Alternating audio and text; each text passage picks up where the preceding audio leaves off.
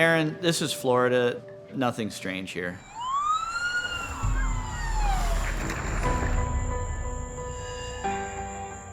The house was beautiful. It was 4,000 square feet. It had a pool, a garage apartment. It was a great house. The only problem was upstairs. Some of the rooms were too small and just the functionality did not work for some families. I could understand why they'd want to renovate it. When did you first meet Shanti and David? Dave just called me on the phone and asked if I'd come by and take a look at the project. He said that they had done some work. I wasn't at all prepared for what I saw when I got there. They had fully disassembled this house to a degree that I'd never seen before. It was rather astonishing. It was largely wide open, like you're inside of a giant shoebox. This house became more than just a project to David Tronis. It was his life. He obsessed on it. This house is the center point to the story and ultimately led to Shanti's demise. This case all started with a call to 911, placed at approximately 3:51 p.m. on April 24th, 2018 by Dave Tronis. Hello? And David says that he came home and found Shanti floating in the bathtub. Why is she not breathing? Did that story make sense? Absolutely not. Shanti was extensively beaten. It makes me emotional. I feel bad for her family and for her son. It's upsetting that she won't get that life with him. Clearly, Dave Tronis, from the very beginning, is a suspect. Absolutely. Dave was asked to go to the station and voluntarily remain there for hours. Just have a seat there. It'll be a little bit. He did not request counsel.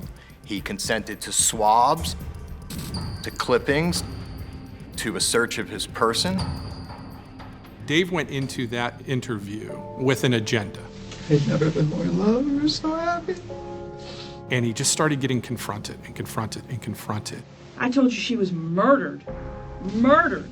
Someone took her life from her, and there's nothing. You can't even fake it. That's how much you could give it. And it became a war of wills in that room. I don't have any explanation for her, the severity of her injuries. And didn't David win that war of wills? He was not broken. Well, Dave didn't confess. Are we boring you?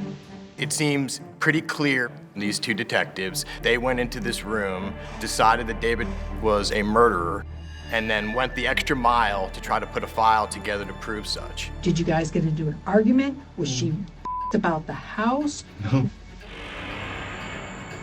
Is it possible that without this house, Shanti might still be alive? I think that's completely true.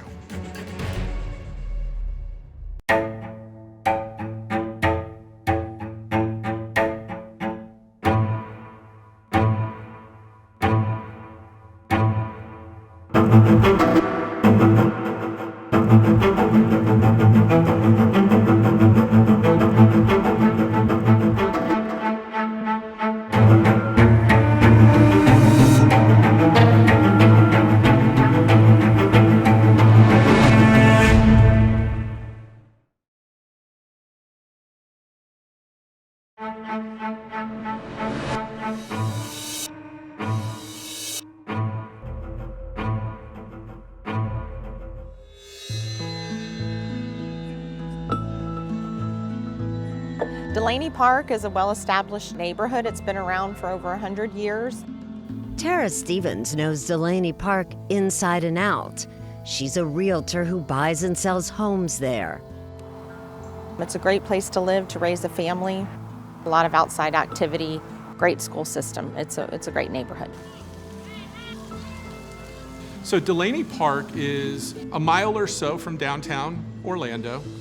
Ryan Vecchio, a former prosecutor with the Orlando State Attorney's Office, got to know the area well when he led the investigation into the death of Shanti Cooper in April 2018. Did Shanti ever indicate to any friends or family that she was afraid of anyone? No. So you guys knew each other approximately 5 years this month.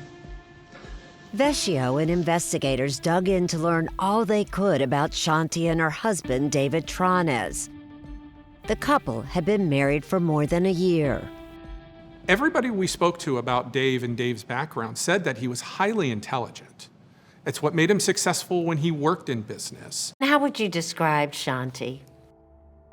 Shanti Cooper was a hard-working, dedicated mom who cared deeply, deeply about her son. Her son was her world. Shanti's son, Jackson, was then 8 years old. She shared custody with his father, Jim Cooper, whom Shanti had divorced in 2013. She launched a lucrative financial software business and worked out of her home office. How did she meet Dave Trones? Dave was outside of Minneapolis, Minnesota at the time. They met over the internet and started exchanging messages and profiles, and that turned into emails. Investigators later found this document on Shanti's computer that shows just how smitten she was. Dave, I will have to say, I think this will be a delicious detour. Amazing, magnificent, life-changing detour. I've had a pep in my step since we started this little email affair. In Minnesota, Dave had just ended a long marriage, but within months of meeting Shanti online, he moved to Orlando. Dave fell in love with Delaney Park and the house at 218 East Copeland Drive, a house that came complete with its own gargoyles. We sold it to him for $607,500, which was a really, really good deal. How did he pay for it? Cash. Dave put the house in trust for himself and his mother, and soon introduced Shanti to Tara. They seemed very happy. She was a beautiful, very nice person. I enjoyed meeting her. Tara did not feel quite the same about Dave. Dave's personality changed a little bit after the contract was signed. I just saw a very different side of him. He was like a guy or a child who wants to get their way, and they don't stop until they do. You were glad when the deal was over? Absolutely. I was very glad. I didn't get a good feeling from him. Cindy and Dan Dow are Shanti's relatives by marriage. They didn't like Dave at first, but it wasn't long before Cindy had a change of heart. I love her, so I grew to love him. We absolutely adored him. The first time we had lunch, he walked in and he said, "How lucky am I? I get to have lunch with two of the most beautiful women that I know." I mean, that's charming. In 2015, Dave and Shanti moved into their new home and attempted to remodel it with Shanti footing the bill. What did Dave do all day? It's a great question. If you ask Dave, he says that he worked on the house and worked on the renovations and took care of the property and cleaned the pool. Contractors came and went. Demolition went on and on, but the renovation was an expensive failure. By 2018, the main part of the house was unlivable. Shanti was reduced to working and sleeping above the garage in a small apartment. Where did Dave sleep? I think he slept downstairs with the dogs. Maybe not all the time, but I'm pretty sure he was down there. Desperate to resolve the housing situation, Dave turned to Keith Ory, a local house renovator who also appeared on a reality TV show called Zombie House Flipping. Neighborhoods are under attack from zombie houses. What is zombie house flipping? Zombie House Flipping is a house flipping TV show where we take houses that are the worst of the worst. Is anything broken? I think we have a termite problem. And what we do is bring them back to life. I looked at the house, I realized that the structure was suspect, and politely stepped outside. An engineer discovered the only thing holding up the house was 2 inches of stucco. It was rather astonishing. They took away all the interior dividing walls, and basically what was left was a 2-story shell. Weren't you tempted to just run for the hills? Yeah, but at the same time, you rarely come across a challenge that's that bold. Keith was up for the challenge and began shoring up the interior. And then he got the go-ahead to use the house in the next season of Zombie House Flipping. This is Zombie House Flipping. It was mid-April 2018, and filming was set to begin in early May. But there was a problem. Getting Dave and Shanti together to talk in person was proving to be really difficult. Keith went to the house to meet with the couple one last time to be sure they were on board. And they both said, yes, we understand. And then she took off immediately and left. I got a sense that she was pissed off at him.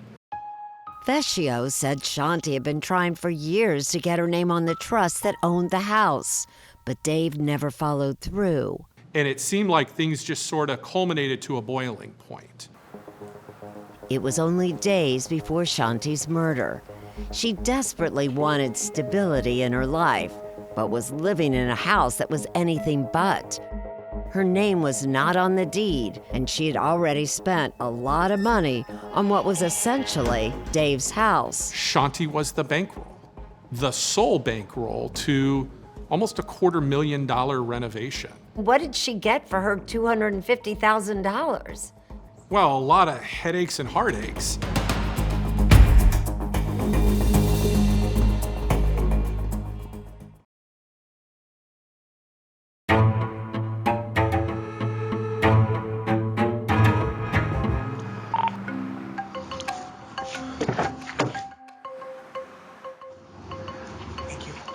Shortly after Shanti was pronounced dead,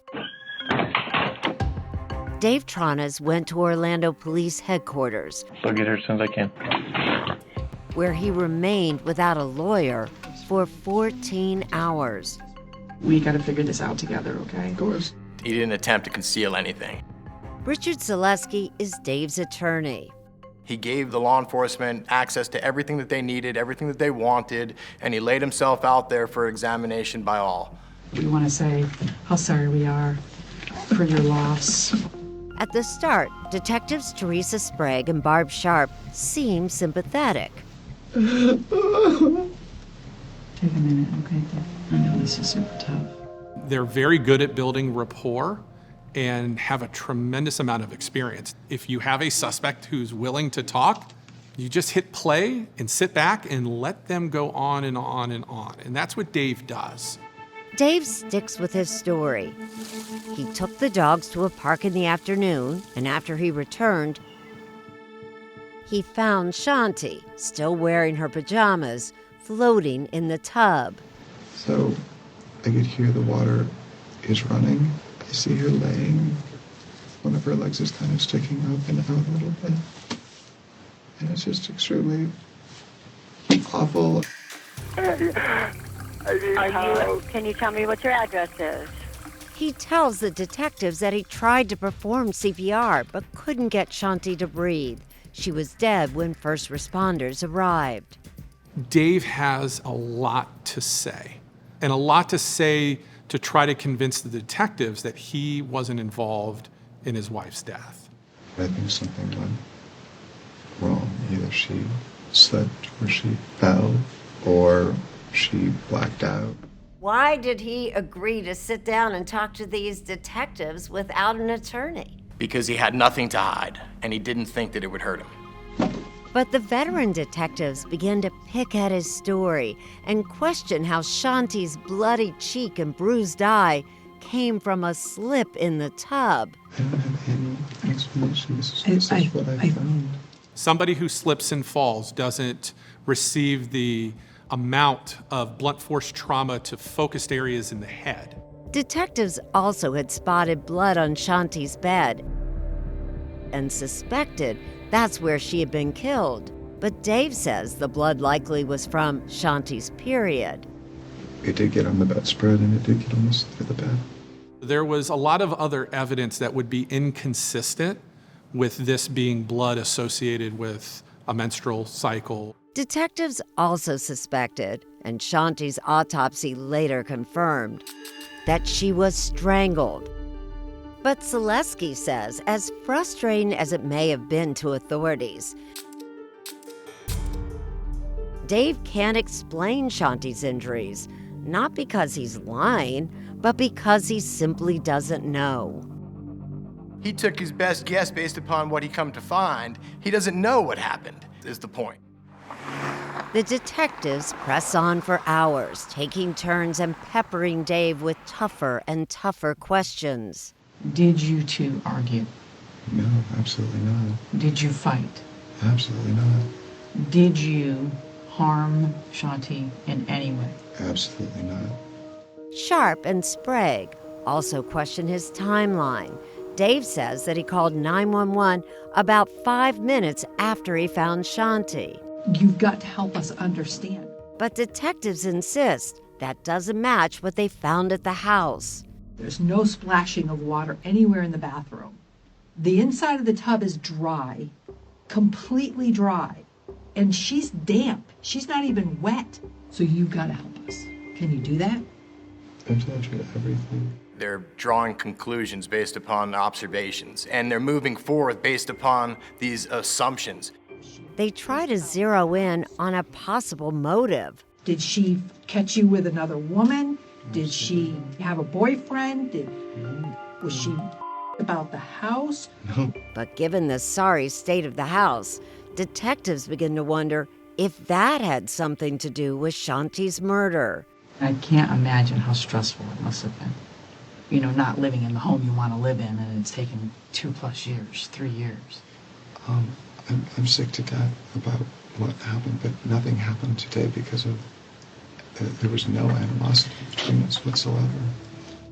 And he says Shanti wasn't upset that her name wasn't on the trust that owned the house. So we had kind of talked about it and debated it, and we finally just said it doesn't really matter. Let's just move forward. Teresa and Barb are tenacious. They don't stop. They're well-versed in interrogation techniques. You know, we saw the good cop, bad cop. We saw manipulation. Barb Sharp even moves her hand to Dave's knee and adopts a more subtle tone. It will be okay.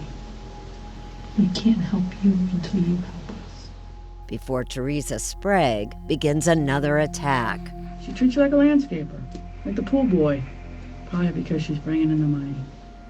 As the hours tick by, what do you want your mom to think about you? They try anything they can to get him to confess. Are you religious? You want to pray? This almost became a game of psychological warfare in that interview room. Dave began the interview by saying how happy he had been with Shanti. But almost 8 hours into the interrogation, the detectives aren't buying it. You claim to love that woman? I would be under the table in a ball if I was in love with that woman and she was dead. I would be inconsolable. Do you think that he was penalized because he didn't act the way detectives wanted him to act? Oh, time and time again. You know, you fake cried for about 7 or 8 hours today. Not one tear came out of your eyes, not one. There's a lot of conclusions being drawn off of what they consider to be an odd affect of Mr. Tron's. And I think that that's a dangerous thing to do because we all react to stress differently. We all grieve differently. Dave even agrees to take a polygraph, but by then it was the middle of the night. And investigators couldn't find anyone to administer it. They had to let him go at the end of the interview. How did they feel about that? You always want to make the arrest right up front. You do. With Dave Tronis free, police would have to keep digging for clues. But even they were surprised by what they found. Is it fair to say that Dave Tronis was living a double life? At least 2 lives.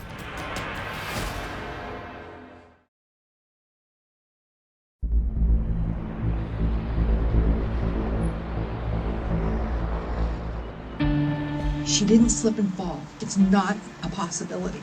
Even though detectives were outright accusing Dave Trones of murdering Shanti, You strangled her. some of her relatives, like Cindy Dow, believed him. Are you kidding? I bet my last dollar that it wasn't him. I thought he was innocent. You honestly did, Cindy. Why? I think it was just the growth of our relationship and how she adored him, absolutely adored him, and it looked very mutual to everyone. Did she ever express any concern or fear of Dave? Never. Never. After being questioned by detectives, Dave headed straight to his home in Delaney Park, and that's where Cindy found him. I stood him up and turned him around and looked at his arms, and there was not a scratch on him. There was nothing. Cindy, did you ever ask him point blank, did you have something to do with the death of Shanti? I did. What did he say? No. I would not kill the love of my life. Defense attorney Richard Zaleski says the problem with this case is that detectives and prosecutors were convinced from the start that Dave Trones was Shanti's killer. Zaleski says the bias of the investigators is clear from the police report. They've already suggested that they have it figured out, like bull in a china shop trying to just make this work at all costs because they've done nothing to develop other suspects. But Vecchio denies that. He says detectives checked out every possible suspect and got lucky when an important lead fell into their laps. A worker from Club Orlando called and shared that they knew of Dave Trones because he was a patron at the club. What is Club Orlando? Club Orlando is a same-sex bathhouse. Did Dave have a membership at Club Orlando? Several memberships. Every 6 months, Dave renewed his membership. Detectives headed to the club to investigate and found a longtime club employee who, in this police-recorded interview, says he witnessed Dave having sex at the club. I was just walking through and I saw David, he was giving oral sex to this guy. From what everybody who knew Shanti has said, she would absolutely have not tolerated it, put up with it, endorse it. It just wouldn't have happened. There's a significant possibility that Shanti knew all about it. And why do you believe that? Because none of her family members seem to know anything about it, and her family members seem to indicate that if Shanti did know, she'd be upset. And I appreciate that, but what you tell your mom and dad about your sex life and what you do behind closed doors, you know, people are people, adults are adults, and life is messy. But Vecchio wonders if Shanti ultimately did discover Dave's duplicity on the night she was murdered. Had that revelation made Shanti threaten to turn off the money spigot once and for all? But she would be killed because of a house? Well, what would somebody do when they were about to lose the most important thing in their life? Because in April of 2018, the most important thing in Dave's life was that house.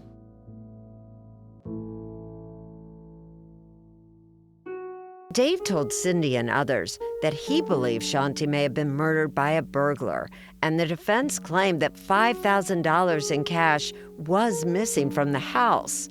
Also missing, Shanti's diamond engagement ring, valued at approximately $15,000. That was highly, highly suspicious.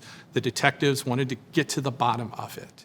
Why couldn't it have been exactly as Dave said, that he leaves and someone breaks into the house, beats her, leaves her there, and Dave comes home? Why doesn't that fit? Well, the lack of forced entry. This scene did not have any sort of evidence of a struggle. There's thousands of dollars of valuables that are left in plain sight. A private investigator hired by defense lawyers canvassed neighbors, asking them about a particular homeless man who reportedly had been seen around Delaney Park. It was said he resembled the actor Woody Harrelson. What about the transient that everyone describes who looks a lot like Woody Harrelson? I mean, when you got nothing better, you throw everything against the wall and see if something sticks.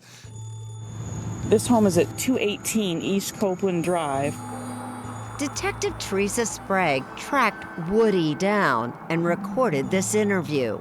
And you see there's a large blue dumpster in the driveway. Have you ever been there? No.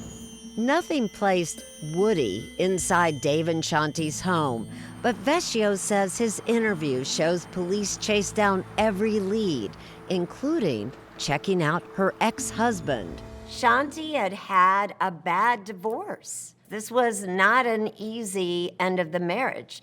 Did you look at Jim Cooper? Yes, Mr. Cooper was interviewed, and Jim Cooper was eliminated as a suspect very early on. He had an alibi. On August 29, 2018, 4 months after Shanti's murder, Dave Tronis was arrested on a charge of first-degree murder and held without bail. And how did the two of you react when you heard that?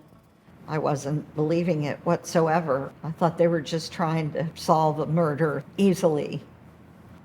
I always had the suspicion.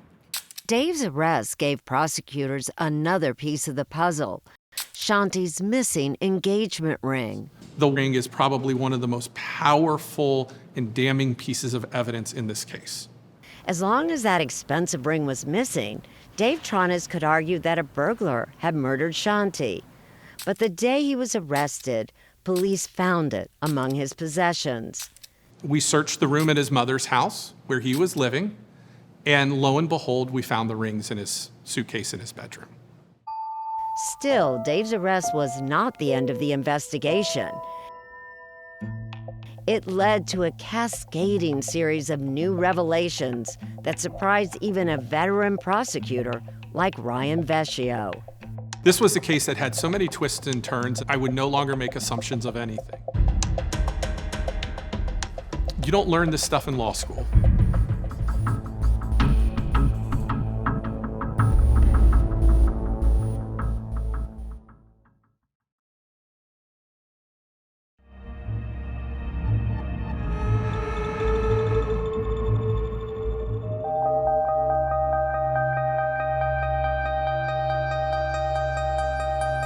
After the arrest of Dave Tronis, investigators received a tip that took them completely by surprise. It led them to Minnesota and back in time to when a much younger Dave was married to a woman named Carol. Former close friends of Carol told detectives that they believed Dave may have been poisoning her. As soon as Carol got married to Dave, she started suffering a bunch of unknown health issues. That made prosecutor Ryan Vecchio wonder if Shanti could have been poisoned. In Shanti's case, she had appendicitis and had to have an appendectomy. Shanti had had that emergency appendectomy 8 weeks before her death. Appendicitis and poisoning have similar symptoms, and Dave told detectives that Shanti had digestion problems right up to the day she died. She hasn't found, since the appendectomy, a diet that she can eat regularly and feel good. Vecchio needed more information, so he and Detective Teresa Sprague went to Minnesota in November of 2018 to meet Carol face to face and recorded this interview. I have issues with chronic pain and immune system issues that are not necessarily definitive. Carol told Vecchio she also struggled with gut issues and that Dave cooked most of their meals. Has it ever come into your frame of thought that your marriage to David Tronis or him cooking or making you drinks was making you sick? No. Have you ever thought that any of your issues related to your health problems was him poisoning you? No. Carol said her health issues continued even after her divorce from Dave. Yet Vecchio says he remains suspicious. It very well could have been a scenario to where Dave was providing both of them with items that caused them to be ill. We just could never have real concrete proof of it.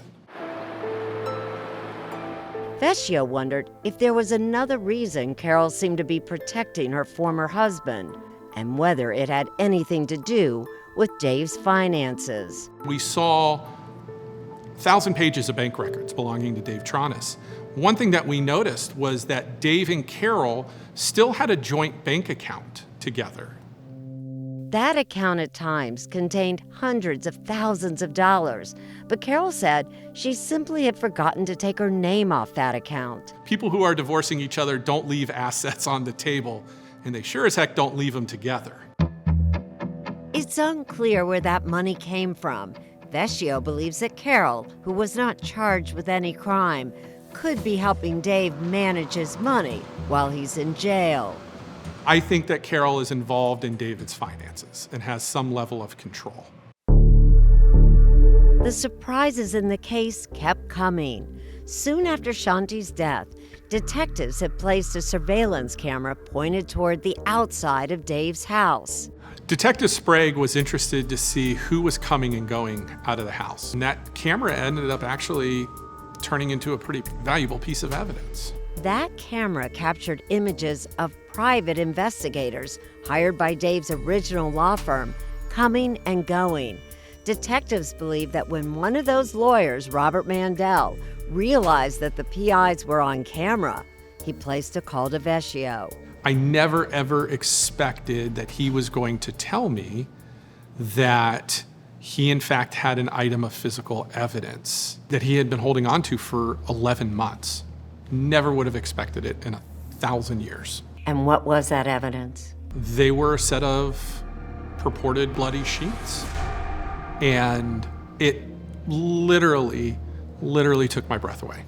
That defense attorney, Robert Mandel, told Vecchio that the defense team had acquired the bloody sheets from the garage apartment where Shanti was found dead, but had never turned them over to the prosecution. But Ryan, as shocking as that is, that wasn't the only evidence that later turned up, was it? No. I ended that call with the defense attorney and said, listen, if you have anything else, now is the time to tell me. And about 10, 12 hours later, the next morning, I got another call from him. And that's when he said, I have one other item that I think we have to turn over. That item turned out to be a green cord. Mandel told Vecchio that a private investigator removed it from the house and preserved it in an evidence bag because Dave was threatening to kill himself. Does that make sense to you?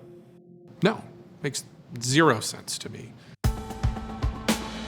Why go get the item and then treat it as if it were a piece of evidence? Remember, the autopsy revealed that Shanti had been strangled, and Vecchio believed there was a real possibility that the green cord could be the murder weapon.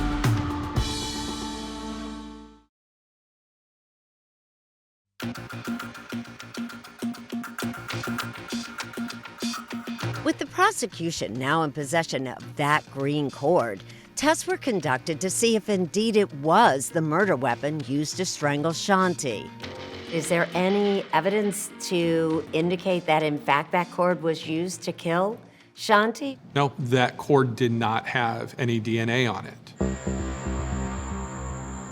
But the cord wasn't picked up until weeks after Shanti's death, and authorities believe Dave had plenty of time to clean it. Investigators had spent months examining all the evidence, leading Vecchio to craft his own theory about when Shanti was killed. We found one single earring was placed on the nightstand. The other earring was in Shanti's ear. And what does that say to you? That tells me that Shanti was most likely sitting on the side of her bed, preparing for bed, taking those earrings out, and that's when the attack happened. The sheets and bed frame did have Shanti's blood on them, and Shanti didn't use her phone after 11:30 p.m. The scene was consistent with this attack happening somewhere in the midnight to 2, 3 a.m. time period. But David called 911 late in the afternoon saying he had just found Shanti floating in the tub. Zaleski says investigators are jumping to unfair conclusions. A few hours of time off the grid doesn't allow them to shift the timeline. Prosecutors continued to build their case even as Dave sat behind bars, listening to anyone who had information about Shanti's death, no matter how surprising the source. I met David Tronis in 3 Whiskey. 3 Whiskey is a housing unit in the Orlando jail where Edward Gismondi shared a cell with Dave Tronis. He slept next to me and I slept next to him. After getting out of jail, Gismondi met with Vecchio and Sprague. He says that he and Dave began talking and bonded over a shared interest in obscure hallucinogenics, including sapo, a poison derived from a South American frog. He said that you could use sapo to put in people's salsa and kill them quietly. Killer's salsa might sound ridiculous, but not so far-fetched when you consider that authorities suspected that David poisoned both his wives. Gismondi supplied even more information that, if true, was truly damning. He says Dave admitted that he and Shanti had a fight before she died. He just said there was an app on his phone that there was messages on that she had found, apparently, that suggested he was having sex with men. And she was going to show everybody. And what did Dave say he did? He snapped. He said he freaked out. And did what? He didn't specifically say that what he did, but that he had killed his wife. Investigators were unable to corroborate Gismondi's story about the app. We didn't have any purchase records of apps, and we did not see it on Dave's phone. I've read your statement, and at no point do I see anywhere where you had told them that David actually said, "I killed my wife." But sitting here now, you said, Dave told you, "I killed my wife." Yes, ma'am. In jail, he said, "I killed my wife." Word for word is what he told me. But why wouldn't you tell the state's attorney's office that? I did. I told him that he had snapped. That's the word that I used. I don't remember if she had asked me, did he admit to murdering her? Like, word for word like that? One of the few things both the prosecution and the defense do agree on is that neither is sure they can believe Gismondi. He pled guilty to 1 count of lewd or lascivious behavior and is now a registered sex offender and still on probation. This individual certainly has credibility issues. Zaleski took over Dave's defense in early 2020 after the original attorneys withdrew from the case. Raising doubt isn't going to be difficult here. But Shanti's family has no doubt about what should happen to Dave. He has to be found guilty. He is guilty. Cindy Dow, who once found Dave so charming, feels very differently about him now. He should be sentenced to death. I want him to remember when he looks at me. I want him to remember every lie. Every lie. When Cindy remembers Shanti, her heart still breaks. She was happy, giving, kind, fun, loving person who had a mission in this life, and she didn't get to fulfill it.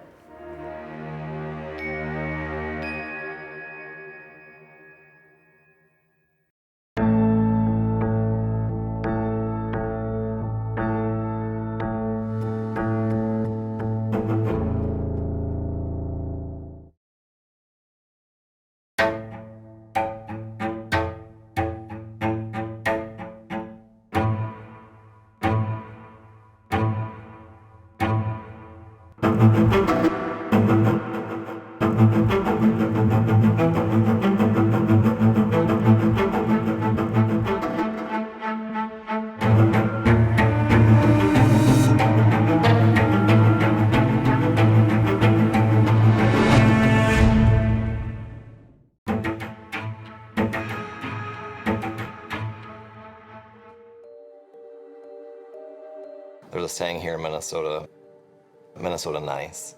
And that Minnesota nice only goes so far. And Heidi Firkus, she went all the way. She was genuine, and she loved deep. She definitely lived a life of love. That was the mark that she left. And that's hard to let go. This is a terrible, terrible incident. We're hoping to find other physical evidence that might help us, lead us in a direction toward a suspect. The morning of April 25th, 2010, it's 6:30 a.m., Heidi Firkus calls 911. Someone's trying to break into my house. She tells the State Patrol dispatcher that someone is trying to break into her house, and she's trying to give her address. 1794 Minnehaha Avenue. While she's on the phone, you can hear a loud noise, and the phone goes dead. Well, I don't know where she went there. Approximately a minute later, Nicholas Firkus calls 911, says that he and his wife have both been shot.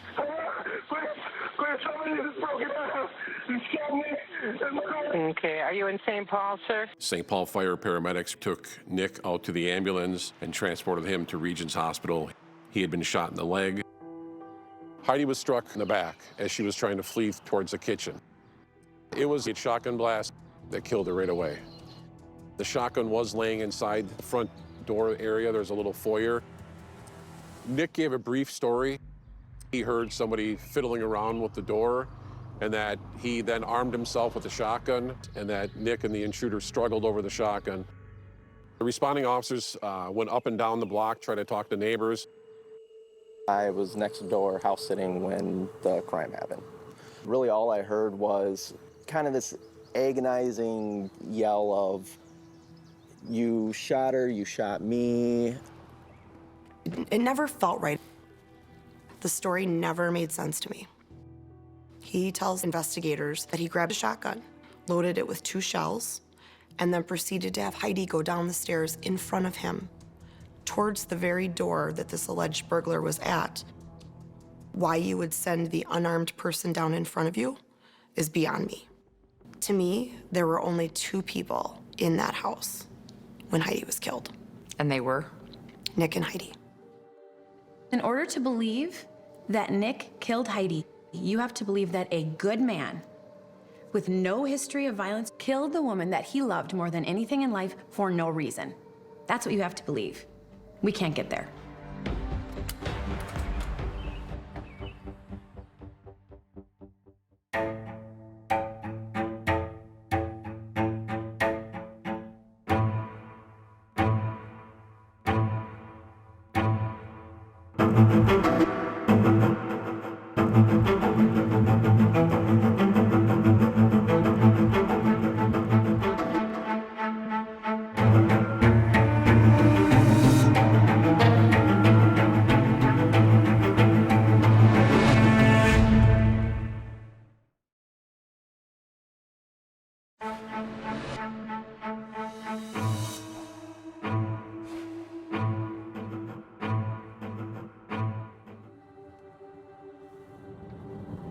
Well, this area of St. Paul, where Heidi and Nick Firkus lived, I would characterize as generally a quiet neighborhood.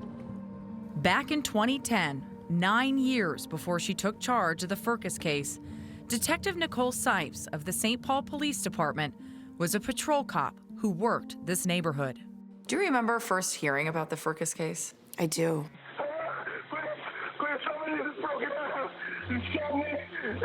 Okay, are you? It was early on a Sunday morning. The 911 call was at 6:30. Nick Firkus's story of a burglar didn't make sense to Sipes. Most people are home at 6:30 on a Sunday morning, especially in a family neighborhood like that. The last thing that most burglars want to encounter are people.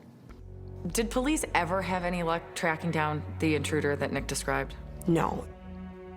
I'm looking, I didn't see anybody come out of that house. Brandon O'Connor was house sitting next door to the Firkuses and taking care of kittens. I was woken up by the kittens, kind of walking around. Some noise caught my attention, so stuck my head out the window, kind of listen. Brandon says he recalls hearing a muffled argument coming from the Firkuses' house, listening through an open window. That's when I ended up hearing what sounded like gunshots. Around this time, Brandon said he also heard that voice crying out. Kind of this agonizing yell of, "You shot her, you shot me, please, please, no," something along those lines, and then it was done. First responders rushed to the scene. There was nothing they could do for Heidi. She was pronounced dead. Nick was rushed to the hospital and treated for a grazed gunshot wound to his leg. He seemed not to be sure whether or not Heidi had been killed. Like I said, we'll do our best to find out how Heidi's doing, please. Hours later, Nick was transported to the St. Paul Police Department. Then Nick and I started to have our conversation in the conference room. Sergeant Jim Gray took Nick's statement. I know this is a very traumatic situation, okay? And I'm just gonna try and ease into it, okay? So Nick said the couple ordered in food the night before and watched the movie Avatar. They went upstairs to their bedroom around 11 p.m. The next morning, Nick got up around 6 a.m. to get a drink of water from the bathroom. Go back to sleep, but just kind of fitfully sleep for 10 or 15 minutes, and then I heard the screen door open. Kind of let it go for a little while, but then I started feeling with our doorknob. And is Heidi still sleeping then? Yeah. Okay. Like a rock. Nick said he retrieved his shotgun from the closet. I keep 2 shells for it just in case things go weird. So when I heard things this morning, I did load it. And then I wake up Heidi. Okay. According to Nick, he told Heidi someone was trying to break in and to call 911. As she spoke with the dispatcher, Someone's trying to break into my house. they headed downstairs so they could get out of the house. What address are you at? All right, so you going first down the stairs, or is she behind you, or is she in front of you, or what? She's in front because I'm kind of trying to move her along quickly. Nick said as they passed by the front door, it burst open. Guy that was there, I think he grabbed the barrel. I don't remember exactly what happened, but the gun went off. So my fingers slipped onto the trigger. Nick told Sergeant Gray during the struggle over the weapon, the gun fired, striking Heidi, who he said was in the kitchen. Okay, so the gun's here, chest high. Yep. You and I are like this. Yeah. And then the gun goes off. Mm-hmm. I know it hit Heidi. I know it did. She was running away, so he definitely hit her in the back. Hit her in the back. Yeah. I couldn't believe it. I didn't want to believe it. It can't be true. There's no way. Katina and Marcus Sarazin mentored Heidi at Calvary Church. I think she's one of those people that you can't not like. Everyone liked Heidi. She genuinely loved people. She was the life of the party, always finding fun ways to engage people, and she was very loyal. The couple met at the church. And in 2005, Heidi, 20, and Nick, 22, got married. Nick Firkus had a very warm and engaging personality, always smiling. He carried himself with confidence, and he had high character, high integrity in the church. That was the reputation he'd built for himself. But just a few hours after Heidi's death, Sergeant Jim Gray found himself questioning Nick Firkus's account. He couldn't figure out why the couple would leave the safety of their bedroom. You come upstairs, I hate to tell you this, but my house, I'm justified in killing you if you come breaking in my house. Yeah, and I guess Nick explained that the couple had a plan in place. If they were ever in a precarious situation, they would avoid a confrontation and escape to their car in the garage and get away. If we can save ourselves, let's do that instead of getting into a situation where... His story didn't make a lot of sense to me. Sergeant Gray started probing into their marriage. You guys have any problems or anything like that? It's just the normal stuff, like, stresses about finances and quality time and vacations and all that stuff. Yeah. But you guys aren't behind in the bills or anything? We are behind in the bills, which is a little stressful. In fact, we were planning on moving tomorrow. Moving where? Well, we hadn't figured that out yet. We were, and this is a hard place for us. We foreclosed on our house. Nick revealed they were behind on their mortgage payments and just 24 hours away from being evicted from their home. Well, that's kind of close notice.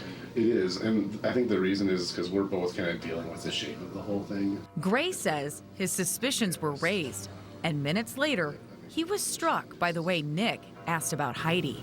Well, I just want to know the final answer on Heidi. She didn't make it. I figured that. I mean, Is that typically how someone asks if their loved one or spouse has been killed?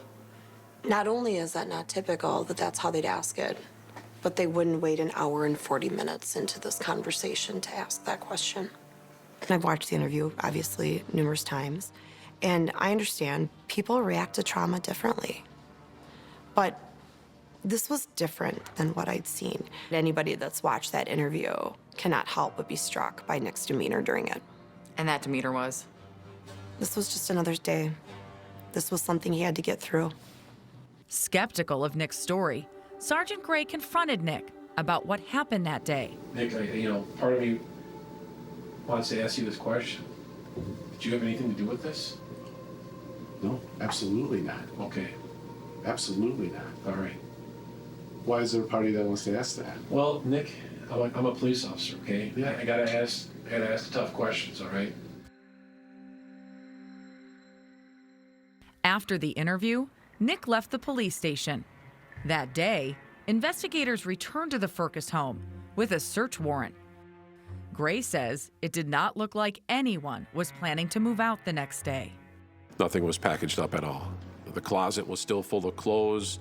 We noticed that there was still food in the refrigerator.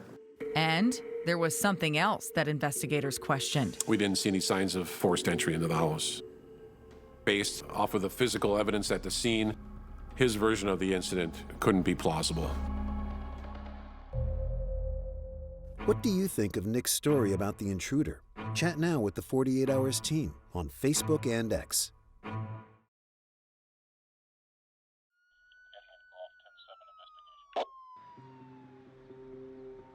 "48 hours after Nick Firkus said an intruder shot and killed his wife Heidi, police went back to the crime scene to check out his story.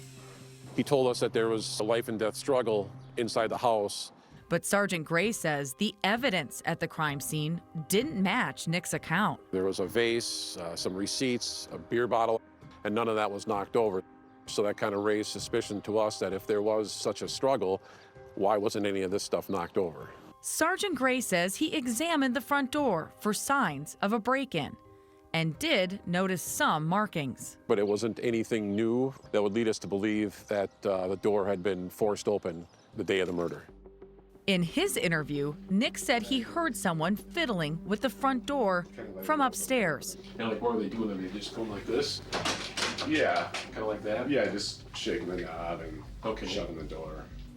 That day, Sergeant Gray and his colleagues did a reenactment April 27th, 2010. to determine if they could hear the front door shaking from the bedroom. We're in the bedroom looking. Sergeant Shackle and Sergeant Wright were upstairs in the bedroom. I'm at the front door, so let me know when you guys are ready. I'll try to knock for 15 seconds then. We are ready.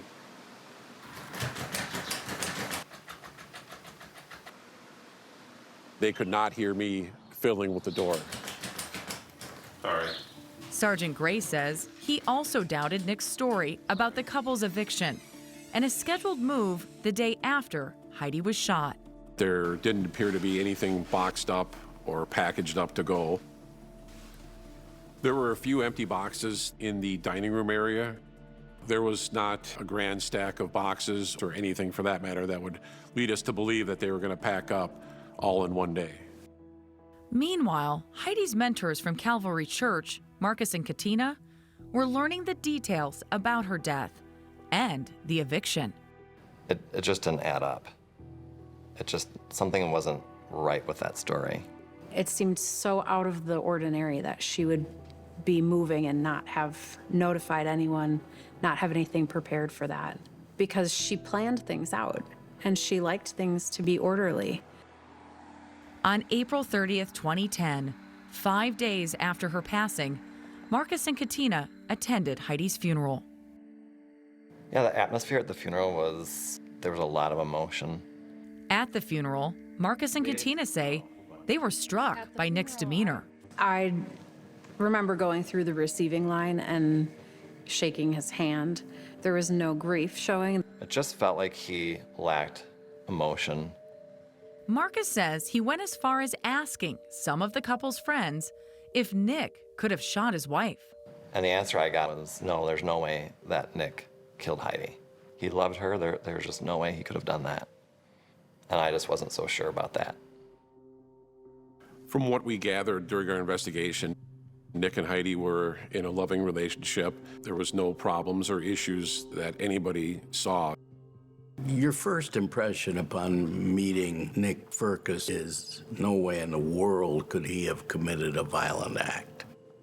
The day after the shooting, Nick's family hired attorney Joe Friedberg, who advised Nick to stop talking to the police. It didn't take long to realize that he was being looked at as a suspect. When investigators asked Nick to sit down with their artist to draw a sketch of the intruder, Friedberg advised him not to. They were going to use it as an opportunity to further interview him. Instead, Nick and his attorney hired their own sketch artist. It was quite odd that Nick would work with a private sketch artist. And brought that drawing to police. And at that point, we were basically told that Nick would not be answering any more questions with regards to our investigation. Investigators released Nick's sketch to the public, but it didn't generate any leads. They kept working the case. Nick moved out of their home a few weeks after Heidi's death. 2 months later, he began a friendship with the sister of one of Heidi's best friends, Rachel Sanchez, who is going through a divorce. At the time, I thought because we shared something traumatic, there was a deep connection there. Because I had come out of something traumatic myself in a relationship, I think Nick seemed to be handling things well. It felt like he was very grounded. He was with his friends a lot, and they were processing together. So I think just his steadiness was an attractive quality. Rachel says the two bonded over their faith. They began dating in the spring of 2011. At the time, God played a big part in my life, and I think that's another quality that I saw in him, that he loved God like I did. 1 year into their relationship, Nick proposed. I knew it was coming. We had looked at rings beforehand, so it wasn't really a huge surprise. And a few months later, the couple married. They started a family. We did have kids pretty quickly. And soon were the parents of 3 children. He absolutely loves his kids so much. Andrew and Emily Erickson are friends of Nick. They say for a long time, Nick didn't talk much about Heidi's murder. Yeah, it just didn't seem like there was a lot of room for his grief during that time. But they say when he did talk about it, his story was always the same. What did he tell you? Same thing he's always told everyone from the first day, same thing he'd tell you today, that someone was breaking into the house and they were going to try to get out, and there was an altercation, and tragically Heidi was killed. Investigators still did not believe that story. But 5 years after Heidi's death, with little movement in the case, they finally got a break. Someone called in a tip. There was somebody that looked exactly like the sketch. And put a name to Nick's sketch. Somebody called, said, I have an experience with this guy. I think I know who it is.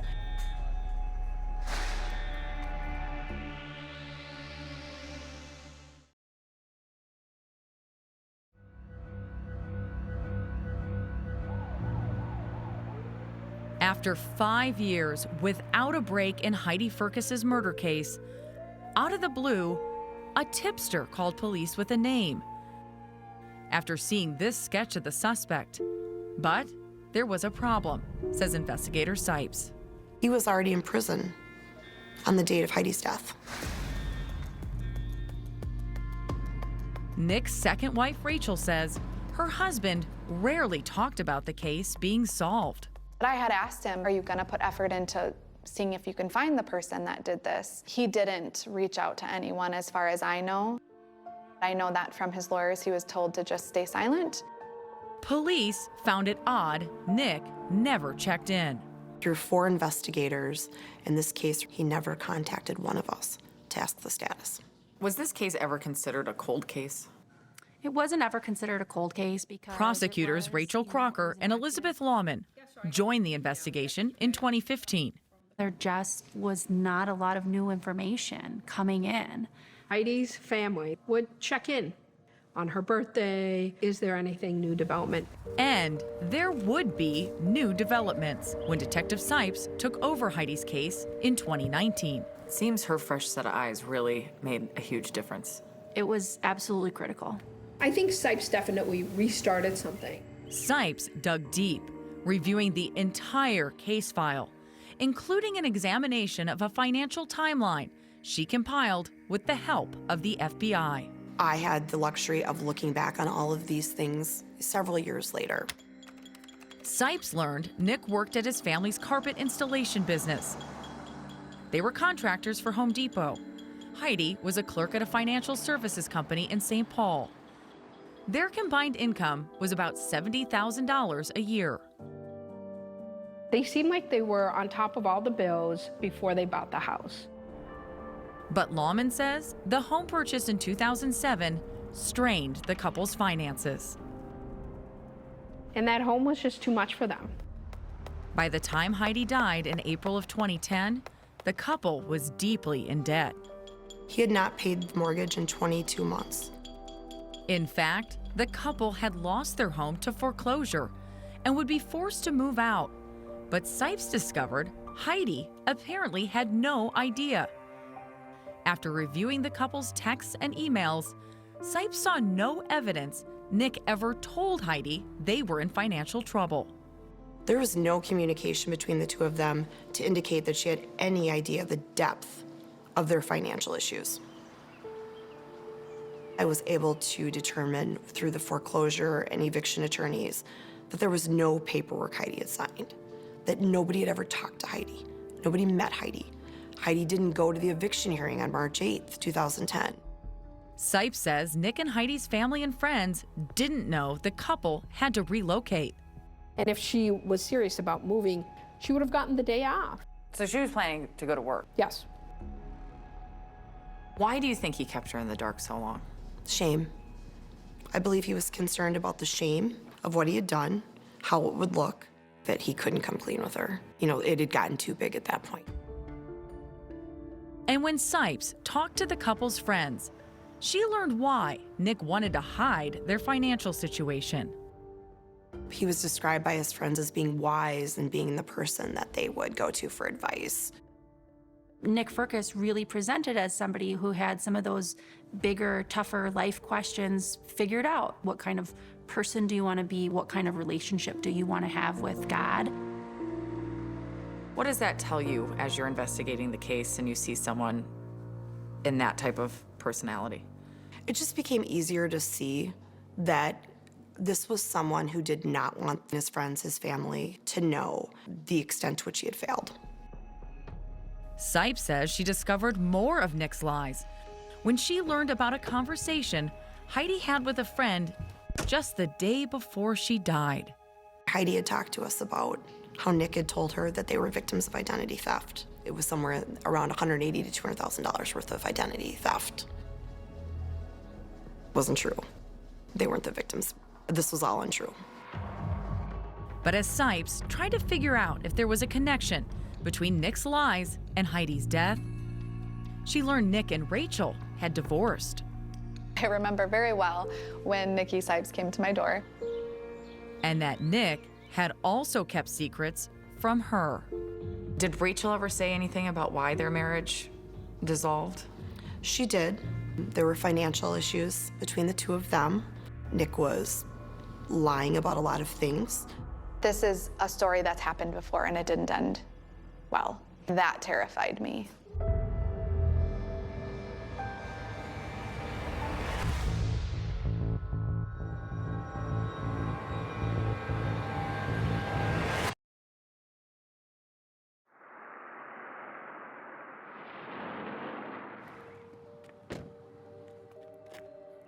Could there actually have been an intruder? After spending 19 months digging deep into the Firkus case file, reviewing crime scene photos, 911 calls, Do you remember what he was wearing? and Nick's video interview, She was running away, so he definitely hit her in the back. investigator Nicole Sipes had come to one conclusion. What really matters is what happened in that foyer. And there was no third person. You never found anyone else's DNA? No. No DNA evidence. No physical evidence. No sign of a struggle. To me, there were only two people in that house when Heidi was killed. And they were? Nick and Heidi.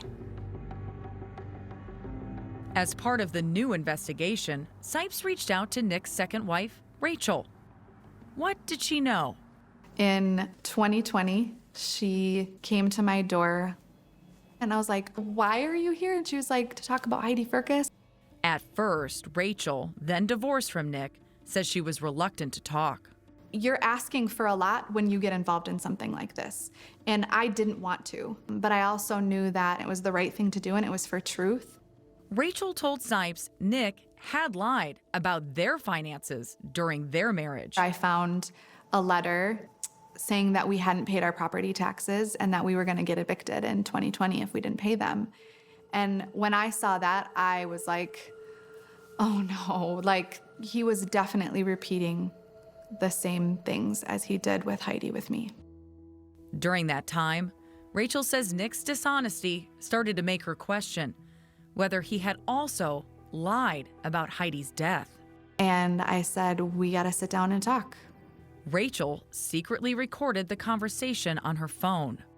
Your actions have caused me to just distrust you completely. If there was going to be a confession, I was going to make sure that I could prove that he said it. And the fact that you're lying was so easy for you to do in front of me over and over and over makes me think That I could murder my wife. that you could lie about something. That I could murder my wife. Yes.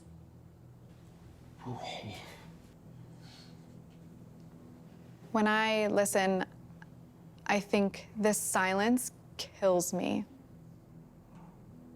He's angry at me. How dare I think those things? Why aren't you saying you didn't? Tell me I'm not right. Rachel later shared the recordings with investigator Sipes. The behavior that he exhibited in his marriage with Rachel was almost duplicative of how he hid things from Heidi. We cannot let this man be out on the street any longer. For prosecutor Elizabeth Lawman, the time had come to act. I told Sergeant Sipes, we're charging him. Let's do it. 11 years after Heidi was shot to death, on May 19, 2021, a St. Paul police SWAT team arrested Nick Firkus at his house and charged him with second-degree murder. A grand jury ultimately indicted Firkus on first- and second-degree murder charges. Our minds were absolutely blown. Heidi's friends, Marcus and Katina, were relieved. It's hard to say. I don't know what emotion you even put to it. It's hard to say excited. Yeah, I felt grateful. We don't understand. Nick's friends, Emily and Andrew. You have to believe that a good man with no history of violence killed the woman that he loved more than anything in life for no reason. That's what you have to believe. We can't get there. After remaining free on bail for almost 2 years, on January 27, 2023, Nick Firkus went on trial. Prosecutors would not be allowed to call Nick's second wife, Rachel, to testify or use her taped conversation with Nick. The judge ruled her testimony and the recording had no bearing on the case. I went into it with an open mind. Natalie Michael served on the jury.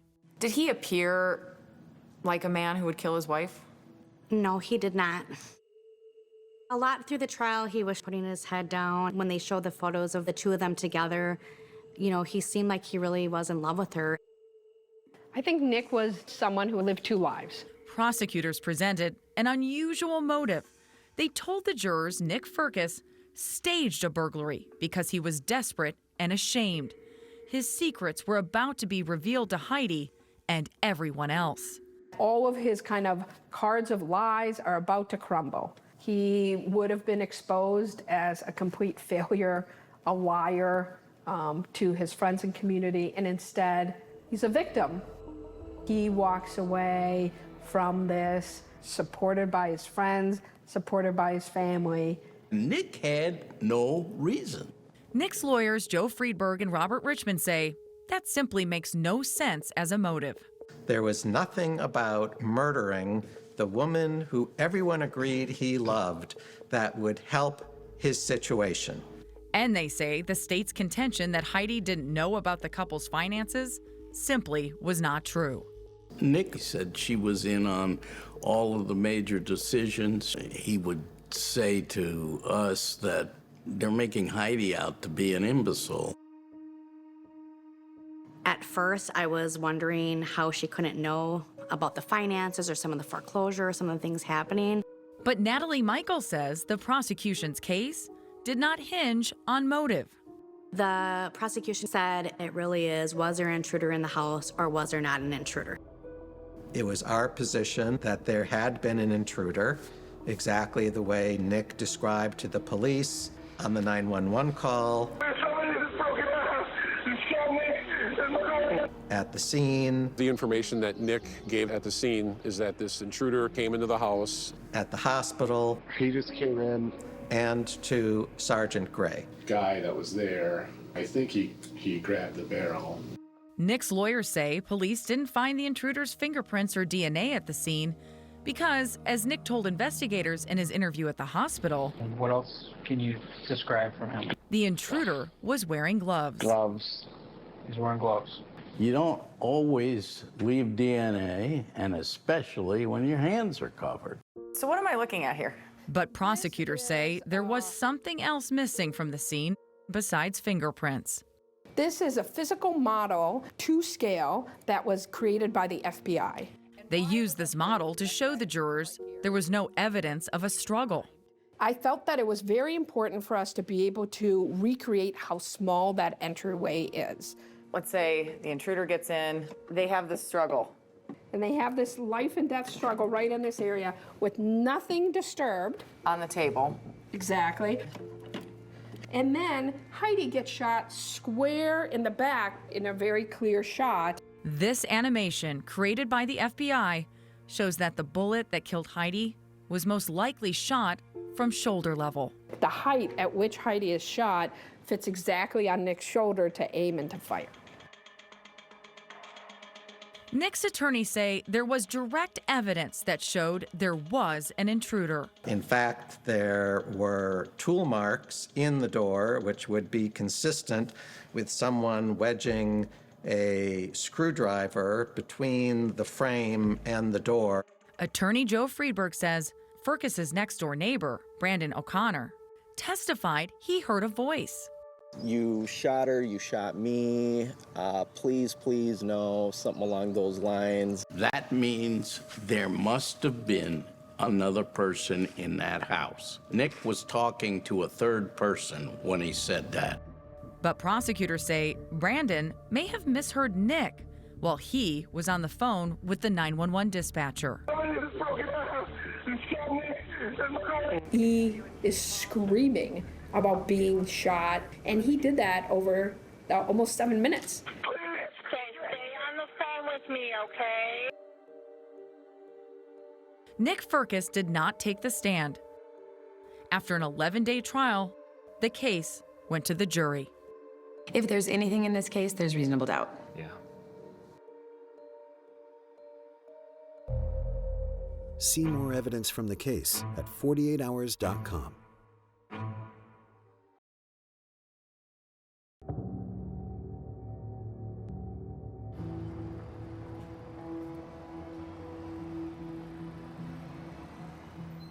It was a hard-fought, litigated trial.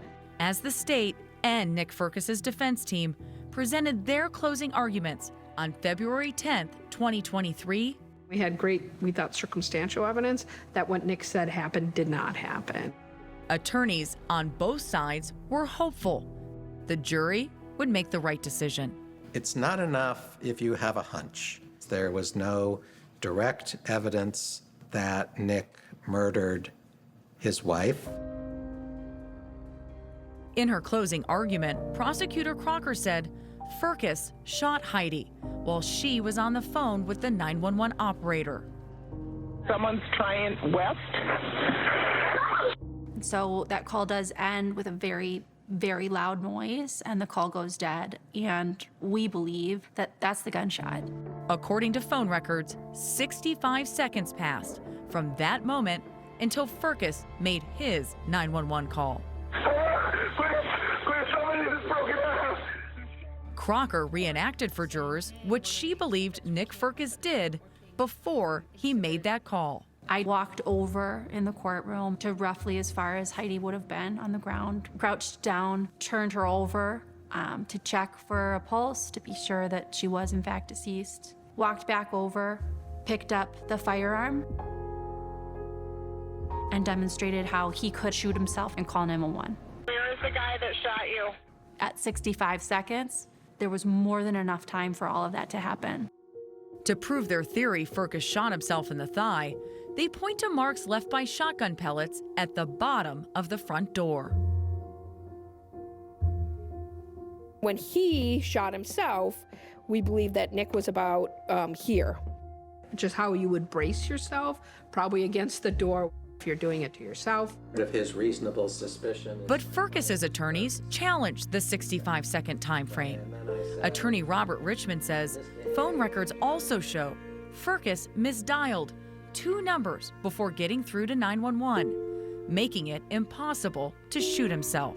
What they reenacted was 65 seconds, which was ignoring the 2 misdials, which happened at 38 seconds. The fact that we cannot find the intruder is not evidence that there was no intruder. And if anything, because of the next door neighbor, because of the tool marks, because of the 38 seconds, we feel that the evidence supports that there was an intruder. This isn't blind belief.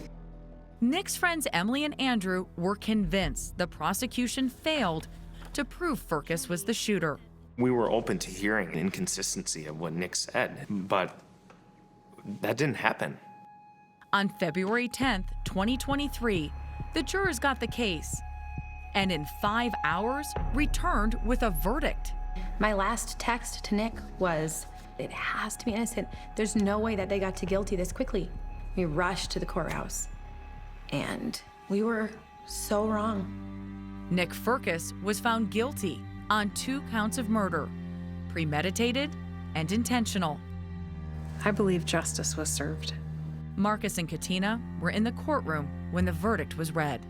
Justice may have been slow, but fortunately, the jury got it right. It feels like this is the beginning of healing. It's the beginning of a new chapter. Heidi's mom actually said that for so many years, they had to live with Nick Firkus's narrative, and they knew it was wrong, but they just didn't have another narrative. And to finally be able to have him finally held accountable, it meant a lot to us. For Sergeant Sipes, there is still the mystery of what led to the couple's financial problems. We weren't able to definitively say what the money was spent on. Does that frustrate you? Greatly. I think it would help complete the picture for some people. On April 13th, 2023, Nick Firkus was back in court for a sentencing hearing and to hear victim impact statements. Growing up, Heidi was the quintessential little sister to me. Heidi's brother, Peter Erickson. Because of the lies we were told as early as the day after her murder, it's been virtually impossible to find closure to our grief. Firkus refused to admit guilt. I do maintain and will maintain to my dying breath my innocence of this crime. My body stands condemned to serve another man's sentence. But my soul remains free. Judge Leonardo Castro imposed the maximum sentence. It is the sentence of law and judgment of this court that you be committed to the Commission of Corrections for the remainder of your life without the possibility of release. Good luck to you, sir. Godspeed. My kids are always what I think of first. Firkus's second wife, Rachel. They lost in this too, because one day they had a dad that they thought was somebody, and the next day he's not that person anymore. She often thinks about Heidi too. I like to think I have a connection with Heidi. She didn't get to have the voice that I have now, and so I can only hope that my voice is something she would be proud of. Heidi was a genuine, loving, sincere young woman who wanted to live life to the fullest. She wouldn't want people to become bitter or angry because of what she had to experience.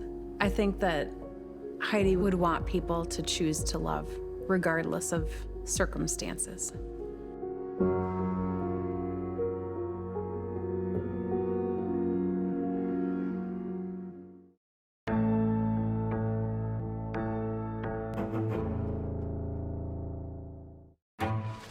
A millionaire entrepreneur goes missing without a trace. Andrine is not the person to go take off somewhere no one knows where she is. Until disturbing clues begin to surface. I remember like a panic set in.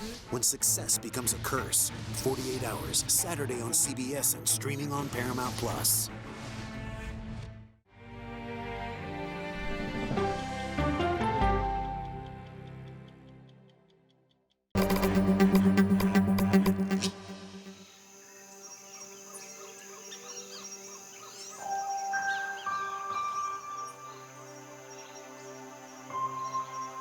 He was brilliant, phenomenally handsome. He was everything that to me symbolized a future with a capital F. And it just clicked. And from that first day, there was never any doubt that we were meant to meet.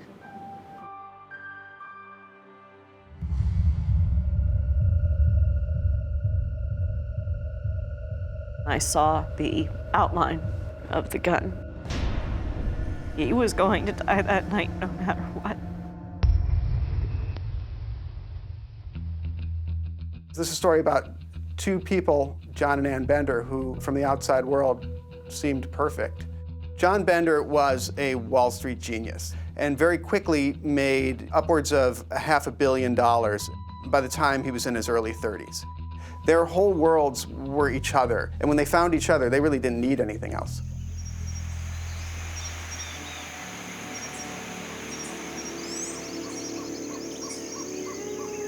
We built the house with the idea of it being our home, to our taste. They said, let's retreat to Costa Rica, to the deepest part of the rainforest, and set up a nature preserve.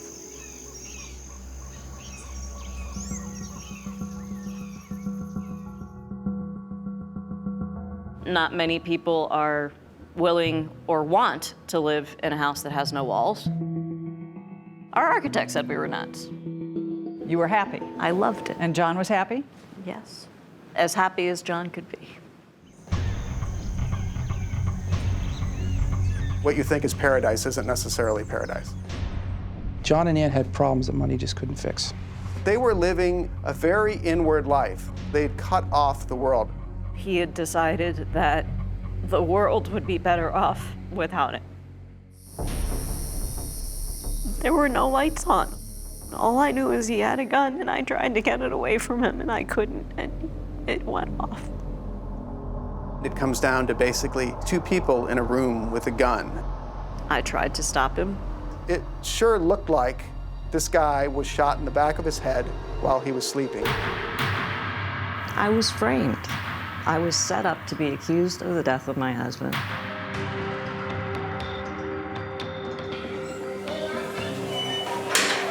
I refuse to give up. I'm just not going to.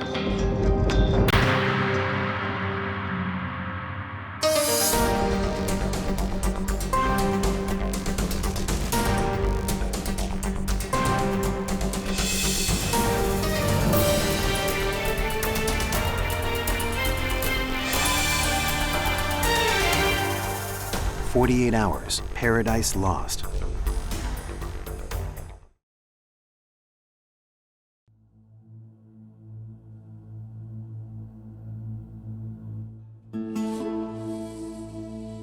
I had accepted the fact that I would have to live the rest of my life with somewhat of a question mark over my head. Ann Bender has lived under a cloud of suspicion since 2010, when her husband John was shot to death in the Costa Rican rainforest. In 2015, she went to prison for murder, but now says total vindication is so close she can taste it. I've been waiting a long time for this.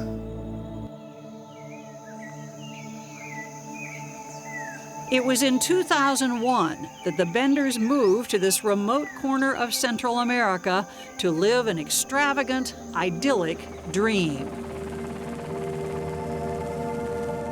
In a way, this trip is like going home. It is going home. Home was this. That's the house. Oh my Lord. Called Boracay, rising from the middle of the Costa Rican rainforest.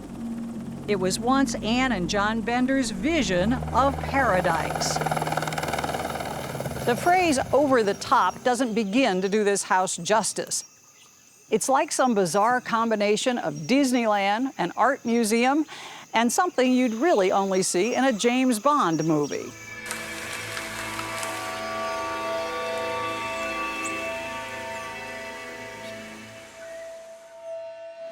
Does this strike you as astonishing every time you're here, or are you just totally used to it? I'm used to it by now. It's home. 4 floors. There he comes. Oh my goodness, I just saw a bird. Yeah. Nearly 50,000 square feet. This is your kitchen. Tons of gleaming granite. Kitchen, that was the dining room, and the living room is on the other side. And no windows or walls at all. I think that's one of the things I miss the most, is the sounds of the birds. Where is the bathroom? Right here. We built the house to our taste, which is crazy.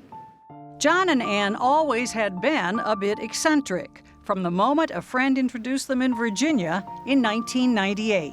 It was love at first sight for both of us. The daughter of an international banker, she'd grown up all over the world, and he was smitten. He proposed after just 2 weeks. They married the next year. We both found in each other a future. They shared many interests and one unfortunate problem.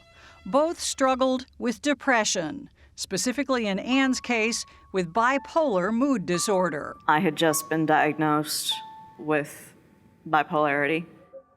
He could go from being extremely happy to extremely sad very quick. His friend Pete DeLisi says John hated doctors and dealt with his problems mostly in private. He was absolutely a genius. John Bender had been a math and science whiz in high school, then studied physics at the University of Pennsylvania. His looks got him work as a male model, and his smarts helped him beat the odds at the local casinos. He had an unusual talent for making money, a talent that blossomed at the Philadelphia Stock Exchange. In just about 5 minutes, he developed a way of trading options that had never been done before. And within just a few years, he was one of the top traders. By the time he was 25, I think he'd amassed about 80 million. By the time he was in his early 30s, he set up a hedge fund that was worth $500 to $600 million. Ned Zeman is a reporter and CBS News consultant. He says that by 1998, Bender was looking for both a safe haven for his money and a purpose for his life, and that for all his brilliance and his bank balance, he never really fit in with the Wall Street crowd. He just walks away from it. Just walked away. But not without a plan. He and Ann, both animal lovers, decided to use their fortune to start a refuge for wildlife. In the dense rainforest of Costa Rica, they found the ideal location, 5,000 pristine acres. They named it Boracay, after a native plant. I mean, this is as out there as you can get. Setting up a sanctuary for wildlife gave the Benders a sanctuary too, an escape to an extravagant private universe of exotic flowers, animals, and waterfalls. Here, nothing was ordinary, not even the lights in the house. Many were custom made of stained glass. How many lamps are we talking about here? Approximately 400. You just said 400. Yeah. She says John thought the lamps would brighten her outlook on the world. Depression was an immense bond between them. It's a very isolating disease, and people tend to pull away from society.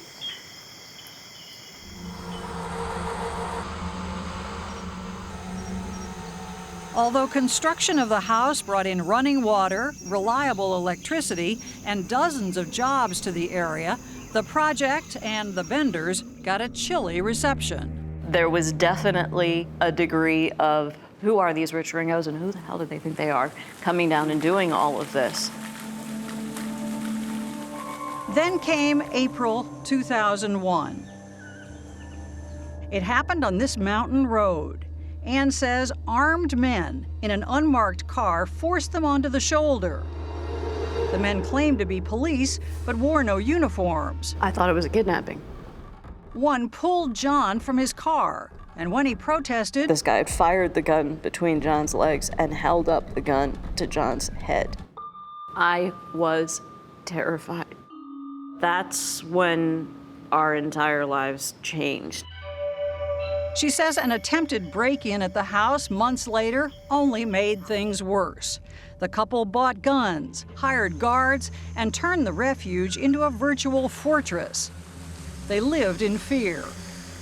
It makes me very sad to think back on how painful life could be for him. In 2005, perhaps trying to right the ship, Bender set up a $70 million trust to manage the refuge and provide for Ann's living expenses. He named this man, attorney Juan Alvarez, to run it. Alvarez was then a trusted advisor. Later, Ann would point to him as a key figure in the events surrounding John's death. But neither the trust, nor the guards, nor the guns stopped the couple's continuing slide into depression. Ann says John saw a psychiatrist but refused antidepressants. She, however, was taking an enormous amount of medication. And by the fall of 2009, says she had all but stopped eating. I was 40 pounds lighter than I am now. By the next year, they had become prisoners in their own paradise. The natural beauty that brought them here lost in irrational despair. Ann says John became convinced that every problem, her illness, even the death of a pet bird, was his fault. He became suicidally depressed. The stage was set. He wanted to die.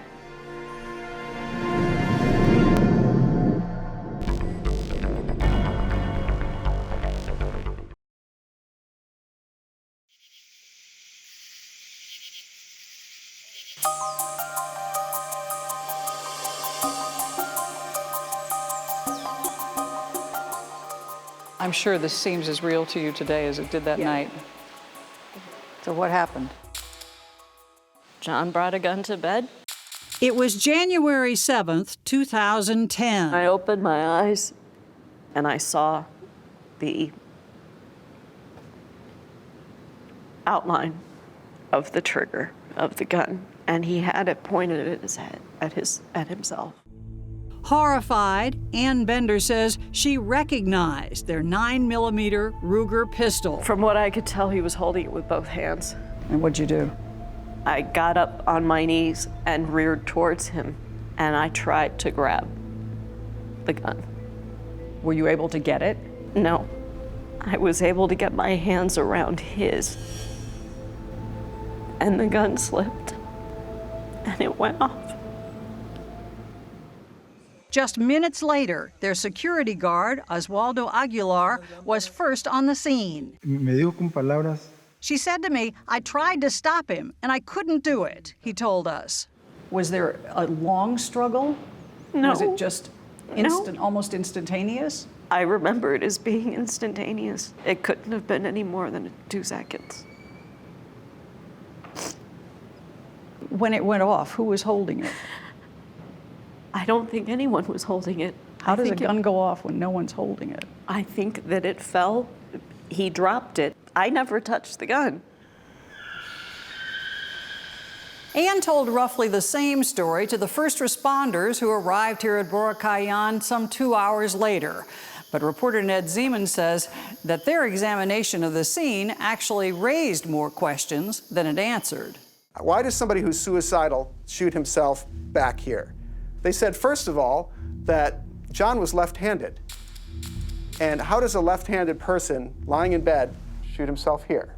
Prosecutor Edgar Ramirez has a simple answer. He doesn't. If somebody wanted to commit suicide, he says, the way they do it is here, here, or here. But if a left-handed person did fatally shoot himself behind the right ear, the gun presumably would end up on the same side as the bullet hole. Just to be clear, the gun is on the opposite side from the wound. Yes, the wound is on this side of John's head. He's laying on his back. The gun is over there on this side of his bed, near his arm. So, you know, that doesn't look good. There were no lights on. All I knew is he had a gun, and I tried to get it away from him, and I couldn't, and it went off.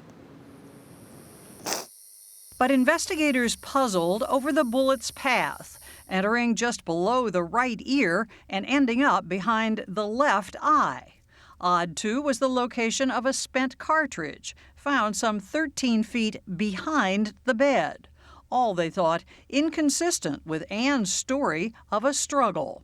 Did you move anything, touch anything, change anything in that room? The only thing I remember doing is using the radio, unlocking the elevator, and touching John. But as far as the gun, the shell casings, the pillow? I don't remember anything. A pillow near John's head had a tear with gunpowder in it, which means the pillow was positioned over his head and the gun was fired, the prosecutor told us. Within hours, investigators began to think John Bender may have been shot in his sleep and died where he lay. There were pools of blood on both sides of his body. The earplugs he always wore still in place. Al iniciar nosotros la segunda inspección. Starting from the 4th floor down, we started looking, says Inspector Luis Aguilar, who led a sweep of the house and quickly discovered something that stopped him cold. Al terminar la diligencia nuestra. We found a great amount of jewels, precious stones, gems, thousands of them, diamonds, rubies, opals, some on display, others in suitcases, worth roughly $20 million. When you talk about the jewelry collection, you know, I have jewelry. I don't think that's what you're talking about. No, in no way, shape, or form. Investigators didn't see it as a jewelry collection either. To them, it looked a lot more like a smuggling operation. Do you think that the fact that when the police got here, they find all these amazing jewels, do you think that it prejudiced them? You know, so what? Strange doesn't mean that you're a criminal.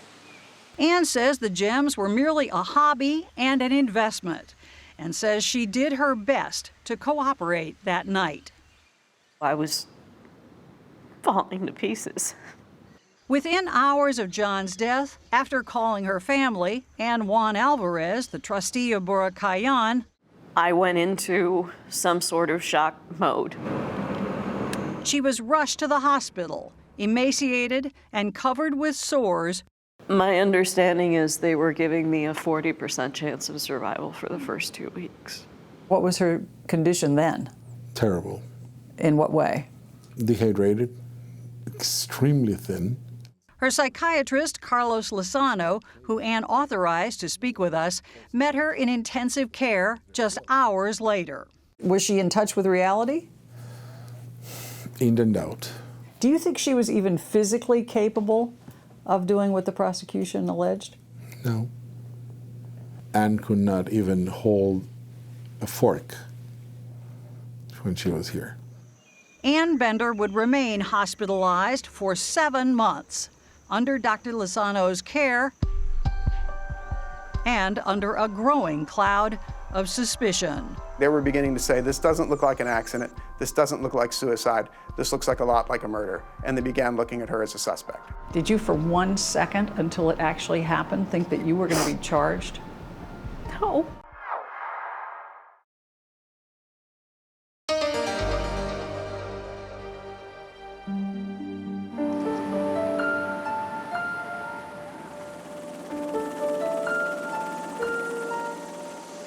She was skin and bones. I mean, she looked horrid. The Benders' friend Paul Meyer visited Ann in the hospital just days after her arrival. She weighed 84 pounds. She literally looked like someone who had just walked out of a concentration camp. Sick or not, she already was investigators' #1 murder suspect. Police confiscated her clothes and her computer, but it's unclear if they examined John's messages or ever saw these chilling excerpts, dated just weeks before he died. "I wish I were effing dead," it reads.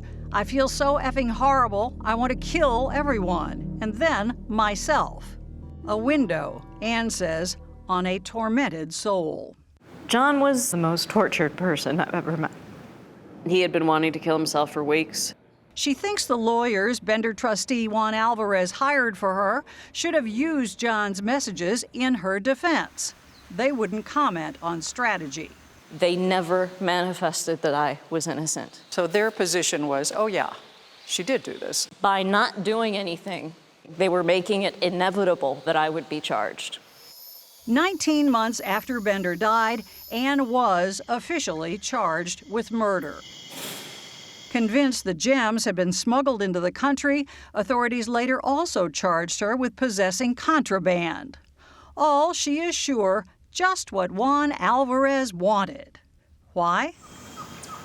To hide the fact, she claims, that he had siphoned money from the $70 million Bender Trust.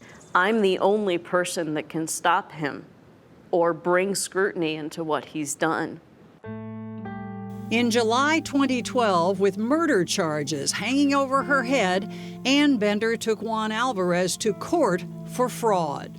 The suit claimed Alvarez used the Bender Trust as his personal piggy bank, buying horses for his horse farm and paying his credit card bills.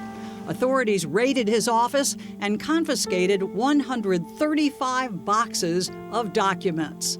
The court then removed Alvarez as trustee. This investigation will go nowhere because the accusations are bogus, he told us.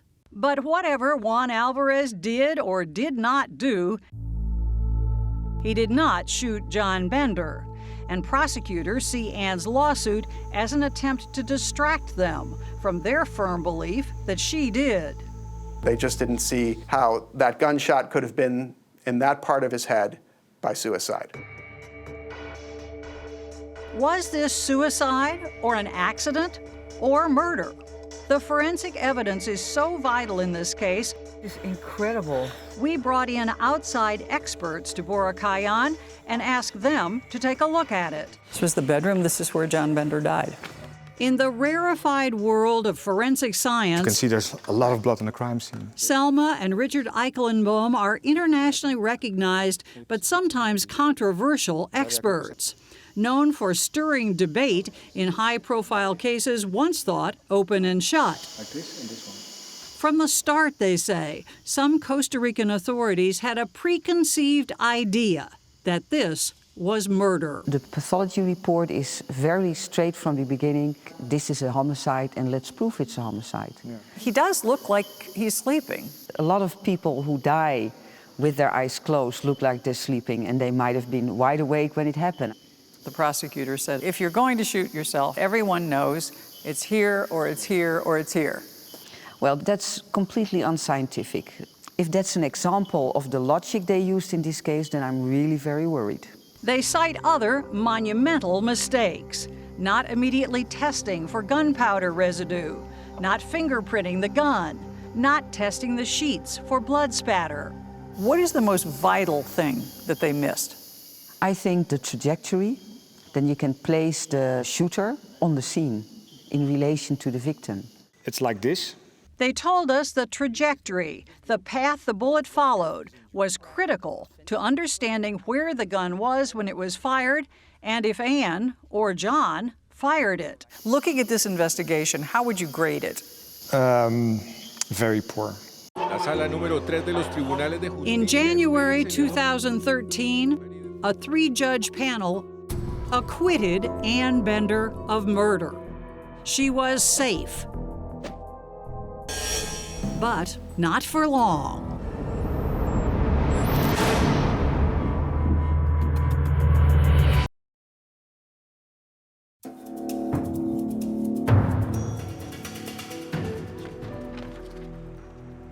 After her acquittal, Ann Bender hoped for a new start.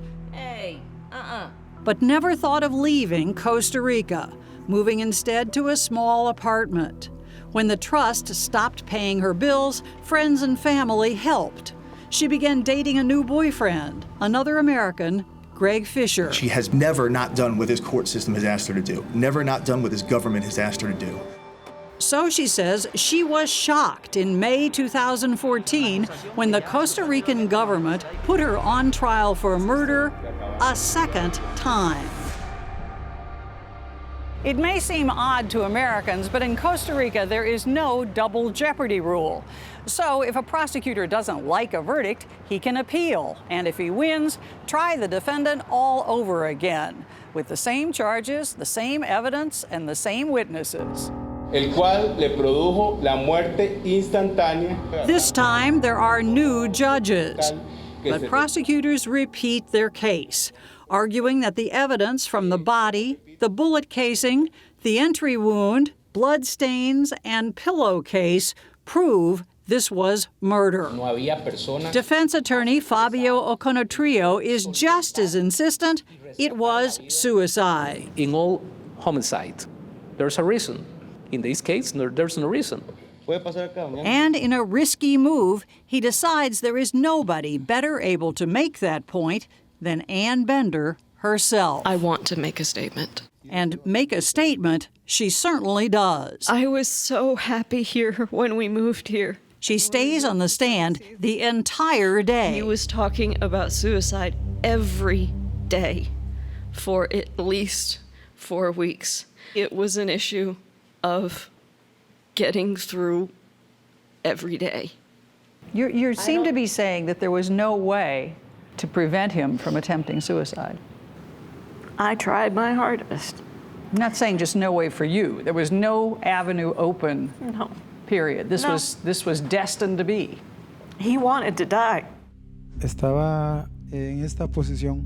In his testimony, security guard and first responder Oswaldo Aguilar describes the scene, but he also raises questions about one of the prosecutor's key assumptions. The main point of evidence for the prosecution was John was left-handed. The bullet wound is behind the right side of his head. You're lying in bed. How does a suicidal man possibly end up shooting himself like this? Aguilar has an answer, pointing out that though a lefty, John Bender carried his gun on the right side. Sí la portaba al lado derecho. But testifying for the prosecution, forensic pathologist Gretchen Flores doesn't care if John Bender was right or left-handed. She insists suicide is inconceivable.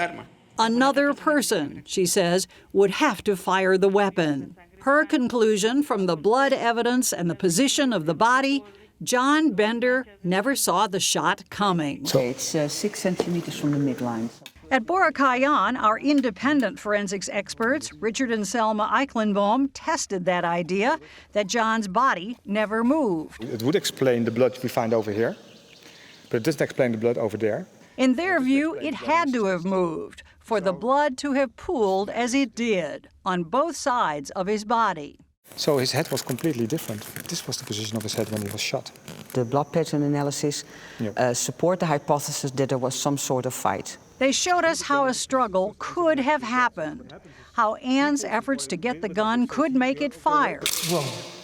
The vehicle goes like this, and he starts bleeding, oozing. How John's body then might have moved. And he slowly falls back in this position. Which accounts for the blood On this side. On this side? I lunged forward towards him with my hands.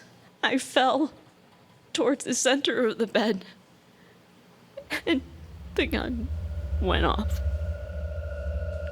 The hypothesis that he was shot in the position he was found is not supported by this evidence. Also unlikely, the Eichenbaums say, is the prosecutor's theory that Anne shot her husband from behind the bed. This trajectory is not very likely. It doesn't make any sense. No, to I you. mean, just look at me. If I would shoot him through the head, I would go like this. And they showed us why they think the odd location of the spent cartridge, such damning proof, according to the prosecution, really proves nothing at all. The casing can end up in that position if the gun is twisted far enough around. Correct. There is no chance she murdered her husband. Anne's family and friends want to make sure the judges think so too. If I thought Anne had anything to do with this, in any way, shape, or form, I wouldn't be here. But for Ned Zeman, the case is no longer clear. So you can see a scenario where it's an accident? Yes. Where it's suicide? Yes. And where it might be murder. You can see all these. Yes, I absolutely can. And I think anybody who sat in that courtroom would probably say the same thing, except for maybe Anne and her attorney, because any of those makes sense. In his closing, Prosecutor Ramirez insists there is only one plausible scenario. Anne Bender shot her husband. Defense attorney Okono Trio pleads for reason, saying Anne is not an assassin. Facing a possible 25 years in prison, Anne herself has the last word. I did not kill John. But even after 4 years and 2 trials, she is unprepared for this verdict. Translation, guilty of murder. La única persona que pudo haber realizado dicho disparo es la imputada. Her friends and family sit stunned. She is sentenced immediately to 22 years in prison, and she is led away. I really don't remember much after that, except the police officers surrounding me. Her boyfriend, Greg Fisher, is devastated. I don't think she's going to live. I don't think she's going to survive. The reality that I could be here for 22 years, have I accepted that? I don't think there's any way that I can.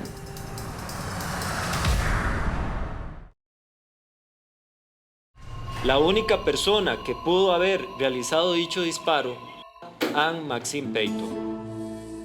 Immediately after being sentenced to 22 years for murder, Anne Bender appealed her conviction. There's no evidence that proves beyond a reasonable doubt that I killed John. The evidence doesn't exist. We met with her 6 weeks later in prison. I'm still surviving, and I refuse to give up. I'm just not going to. And giving up in this place would be tempting. There are about 50 women per room, 3 toilets, no hot water. No privacy. None. Zero. Nada. And no guarantee she won't spend the rest of her life behind bars. How did you fight back from something like that when in those surroundings? You survive. You do what you got to do. Then, in the winter of 2015, after 9 months in prison, a development almost as stunning as Anne's conviction. She wins her appeal. The court annuls the verdict. She will have to face yet another trial, but she is released for now. She learns all this from a friendly guard. I said, "You're kidding, I can leave?" And she said, "Yeah, you're free." I fell to the ground, I just lost it. But in this story, bad news always seems to follow the good. And Anne soon learns she is not off the hook. Prosecutors have decided to try her for a 3rd time. Her 3rd trial begins about 6 months later. And not only is Anne physically more fragile than ever, she has suffered a major personal setback. Her boyfriend, Greg Fisher, died of an asthma attack while she was in prison. But at this trial, there is no shortage of people to lean on. Anne's parents, her best friend, Celine. She's the best human being that I've ever met. A lot of people that are close to me are very invested in my getting out of this. John Bender's old friend, Pete DeLisi, has called in legal reinforcements too. 2 lawyers from the UK and 2 from the US. Paid by Anne, they'll advise her local attorney and closely monitor the trial, making sure the judges know they're watching. Anne's biggest challenge may be just holding herself together in court. In contrast to her day-long testimony in previous trials, she is on the stand for only 2 hours.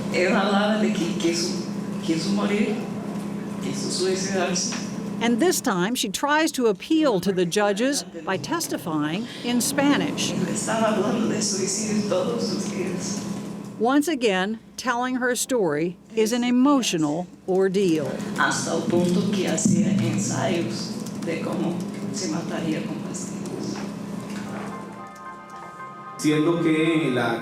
Prosecutor Edgar Ramirez's approach to this trial is much the same. But he appears to be minus several key witnesses, including his star, medical examiner Gretchen Flores. She has mysteriously gone missing. Como vacaciones profilácticas, que es la información que yo tengo de la oficina de ellos. And supporters call it an obvious delaying tactic. It's part of their strategy. They drag this out as long as they can so that everyone leaves. But this time, Team Bender has some star witnesses of its own. So he's lying like this, and Anne put the gun like this. That's what they say. We've come here to participate in the truth-finding. Selma and Richard Eikelenboom, high-powered and controversial. They investigated the clothing and there was no blood there. Anne's lawyers hired the Dutch forensic experts after the Eikelenbooms completed their independent analysis for 48 hours. But for the Eikelenbooms to testify, the Costa Rican judges La defensa must agree to make an exception and allow new witnesses. Selma Yolanda Maria Eikelenboom. We don't know if we can testify or not. The prosecution Es un testigo nuevo strenuously objects. al cual esta representación absolutamente se opone. The judges decide that Selma can testify. Here you see the bullet. Richard cannot. You would say, okay, it was this gun. But the defense still can use him. He will be allowed to cross-examine the state's medical examiner.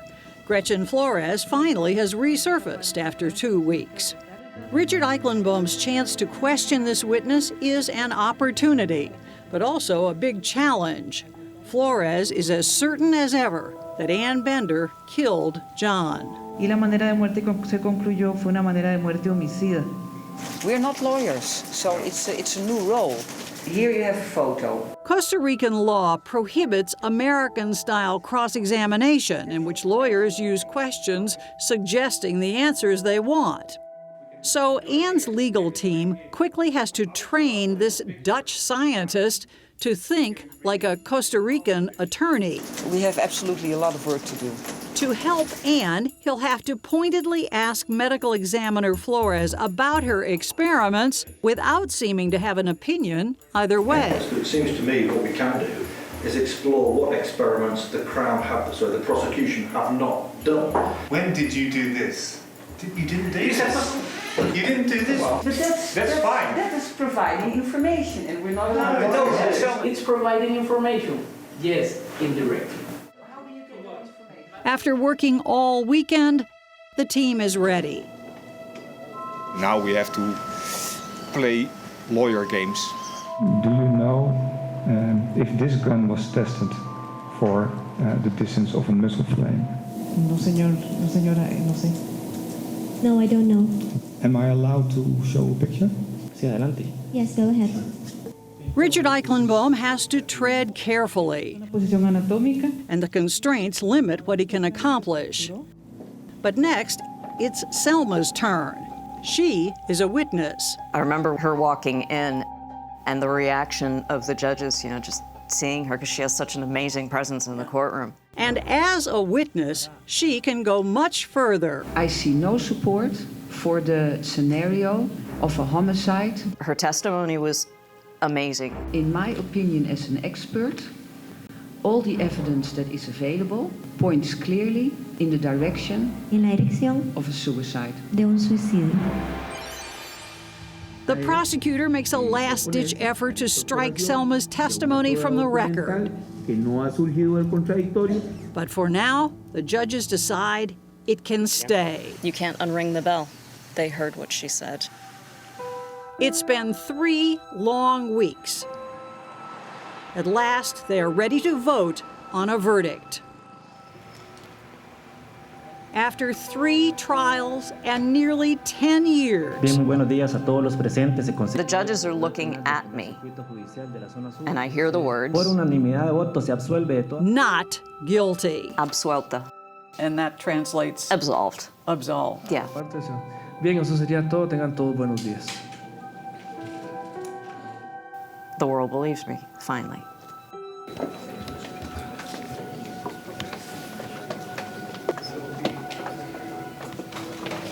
This time, Anne takes no chances. As soon as Costa Rican authorities return her passport, she flies home to the U.S. with no intention of ever going back to Costa Rica, regardless of what zealous prosecutors do. We caught up with her in Washington. I don't see you flying down to Costa Rica for a 4th trial. I don't see it either. Not a chance. No. Not so fast.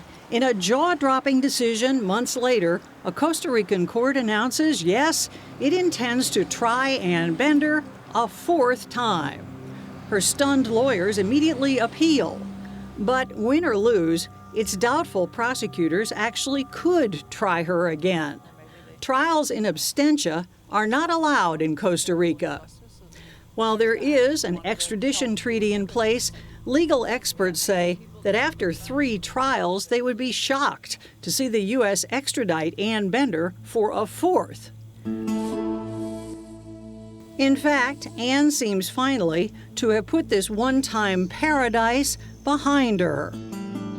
Her past there as haunted as the abandoned, overgrown jungle compound she left behind. I'll never get back everything that was taken from me, obviously.